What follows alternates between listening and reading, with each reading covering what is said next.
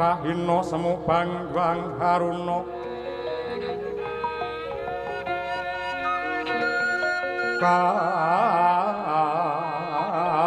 kadinetraning ukarapo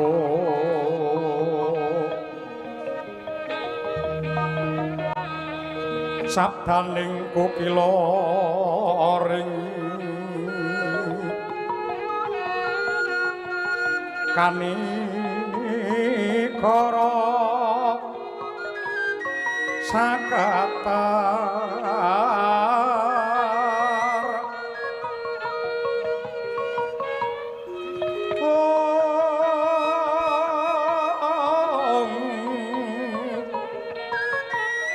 kini tunganing kong ler wuwusing wini panco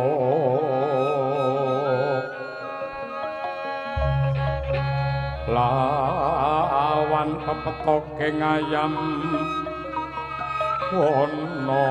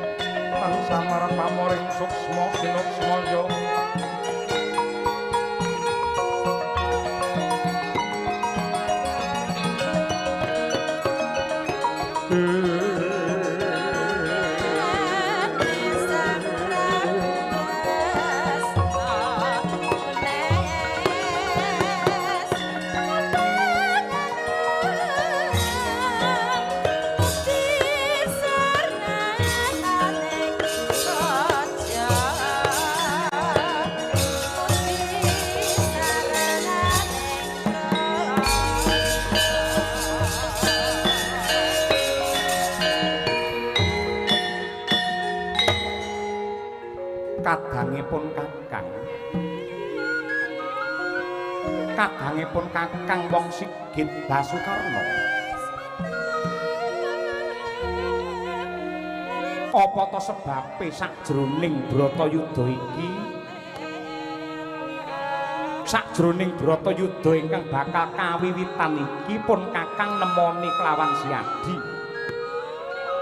yektine mung bakal miterang sing kanthi gamblang yen perang gedhe iki dumadi Siadi bakal manggolong karo adimu Pandhawa apa nyengkuyung marang Duryudana.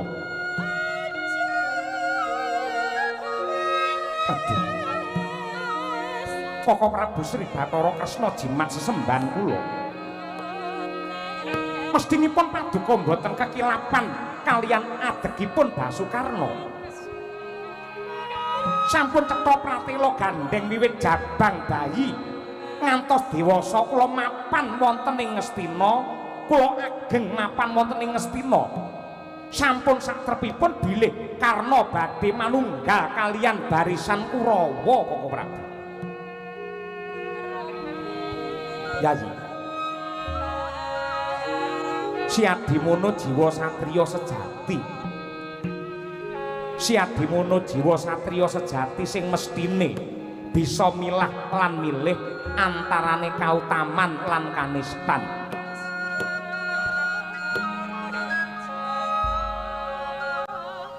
Lan wis cetha lamun ta Duryudana sakurawane kuwi kedunge kamurkan lan kanistan ya gene kok bakal ndok bilani. Apa mergo Duryudana sing mulyake Karna biyen kowe mung wong keserakat anak kusir banjur dening Duryudana diangkat derajate dadi ratu Ngawangga. Apa kuwi dasarmu Karna? Aduh. Nuwun sewu Koko Prabu. Bab menika babar pisan mboten abet salebeting manah kula. Kula mboten rumaos kepotangan budi karana kamulyan ingkang dipun paringaken dening Yayi Duryudana dhateng kula sampun kula tebus kanthi setya bekti dumateng Ratu Ngastina. Tegesipun hak lan kewajiban ingkang kula tindakaken sampun timbang. Karna wong kuwi yen kulina kumpul karo wong elek, wong kuwi yen kulina kumpul karo wong elek suwe-suwe bakale kecipratan dosa. Menawi kempalipun kaliyan tiyang sae lajeng ketularan dados tiyang sae menika nama lumrah boten gumunaken. Nanging yen kumpule karo wong elek, kumpule karo wong dosa, nanging pakartine tetep apik, malah gelem ngelikake wong elek supaya dadi wong apik, niku malah mutiarane menungso Koko Prabu.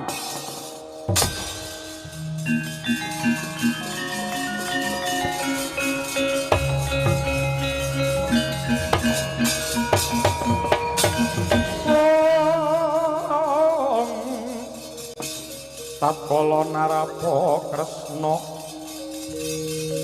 santulus hanyakra ring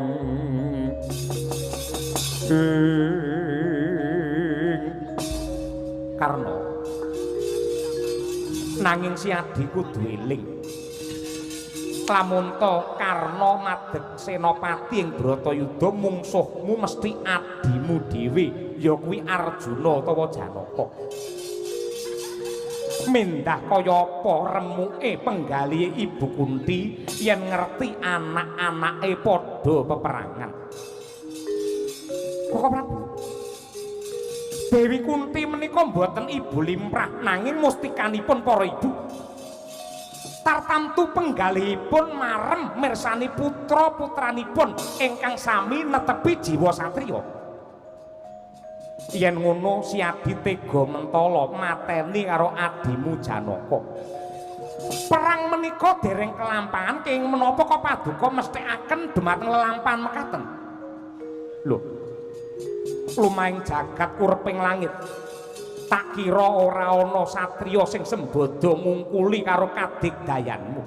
Kok paduka paring dawuh kados mekaten menika dasaripun pripun? Ora ana pusaka lan senjata pepethingan.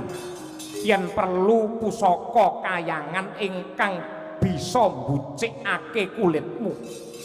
Merga si Adi kagungan tetamenging diri ingkang badal saliring braja ya kuwi Kerewaja ingkang mapan ana sajroning kulit sak njabane daging. Menawi namung bab Kerewaja menika ingkang crimpeti lampah paduka anggenipun pratitisaken Bratayuda. Dinten menika Kerewaja badhe kula beset.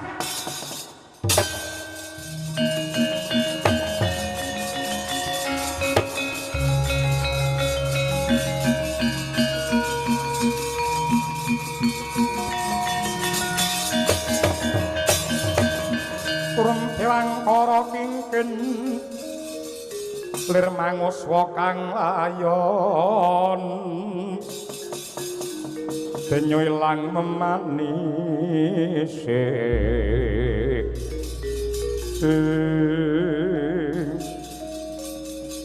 wancine bedhug tengange srengenge kaya murka nyuntak panase lir ngobong bumi.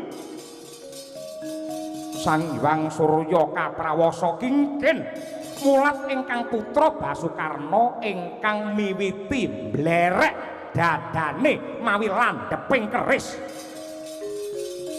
Kawis tinggal getih muncrat melesi angganira. Nadyanto gudres rojah rajeh tingkem netrane Sang Basukarna. Ambengok sura sarwi anglandang Kerewaja saking anggane yen nuncalake ngakoso pinandheng nata Ndarawati. Ana swara jumledhor Kerewaja musna ilang saka Pandulu. Mangkono Sang Basukarna rebah kasulayah tan enget Purwadaksina.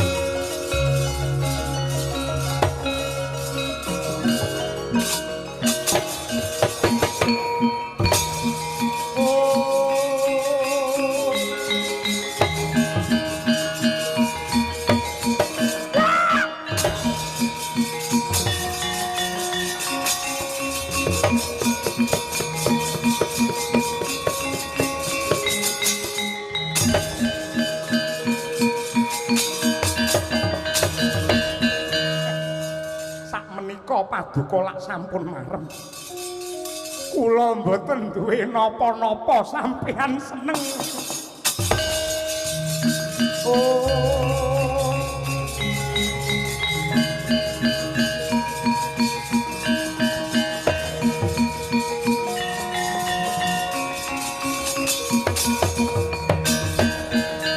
Mangkono Nadyanto mulat Sang Basukarna ingkang abang branang. Pucuk rambut nganti jempol sikil kabeh meles dening ludira. Satemah ambruk tanenget Purwoduksina tanggap sasmita nata Ndarawati. Mangkono Gyaden Sidikara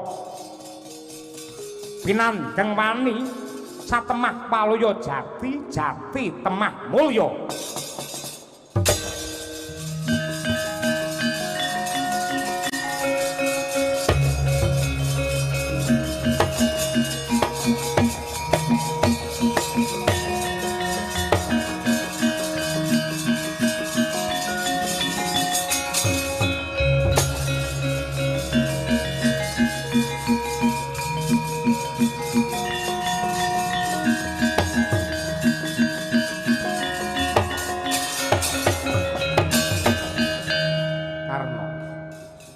Jeneng sira wis tak usadani. Mula ripalungguhan iki gandeng kowe wis tanpa daya. Aku bakal ngayomi kelawan uripmu. Ayuh manggolong kelawan barisan Pandhawa. Ayo manunggal kelawan dulurmu Pandhawa mendah kaya apa mareme mbokmu. Koko Prabu. Sineksen jagat saisinipun kula sumpah Nadyanto Karna tanpa krewaja tekad kula malah langkung kiyat anggen kula badhe nggoncangaken jagat